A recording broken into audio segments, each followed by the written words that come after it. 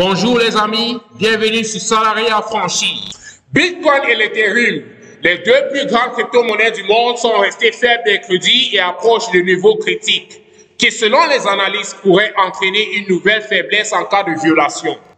Bitcoin s'est négocié pour la dernière fois autour de 59 000 $, en baisse de 1% sur la journée et d'environ 12% par rapport au sommet record de soit 9 000 $ établi le 10 novembre.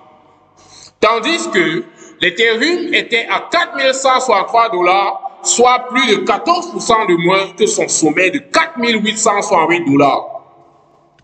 Alors que les prises de bénéfices après la hausse massive des prix émergent comme le facteur le plus important, les analystes ont souligné que la mise à niveau de la blockchain de Bitcoin ce week-end, la hausse d'inflation américaine et la dernière directive de la Chine à ses entreprises d'État de ne pas s'engager dans l'extraction de crypto-monnaies comme étant d'autres raisons derrière le sentiment plus prudent. Bitcoin a doublé de valeur depuis janvier. Sa correction pourrait devenir sévère si elle tombait à 58 000 $, a déclaré Craig Elland, analyste de marché principal chez le courtier en ligne Oanda, dans une note. C'est à peu près là qu'il a trouvé un fort soutien à la fin du mois d'octobre et compte tenu de combien il a eu du mal à faire des progrès majeurs depuis. Cela pourrait être le catalyseur d'une correction plus profonde, a écrit Elland. Les nouvelles selon lesquelles Twitter n'investirait pas dans les crypto-monnaies et le rejet par la Commission d'échange et sécurité des États-Unis de ce qui aurait été le premier fonds négocié en bourse Bitcoin au comptant américain par VanEck ont également été des amortisseurs.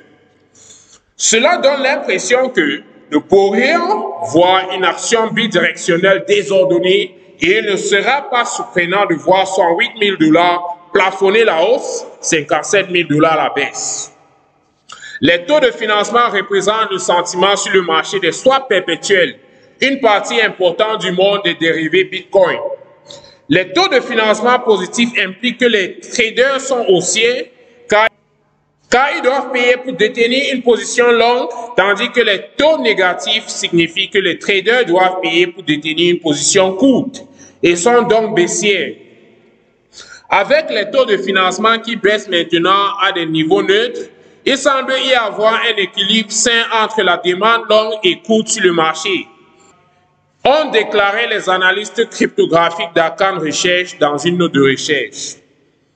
L'argent versé dans les produits et les fonds Bitcoin a atteint un record de 9 milliards de $ cette année et a totalisé 151 millions de $ la semaine dernière au cours de la 13e semaine consécutive d'entrée, selon les données du gestionnaire d'actifs numériques CoinShares.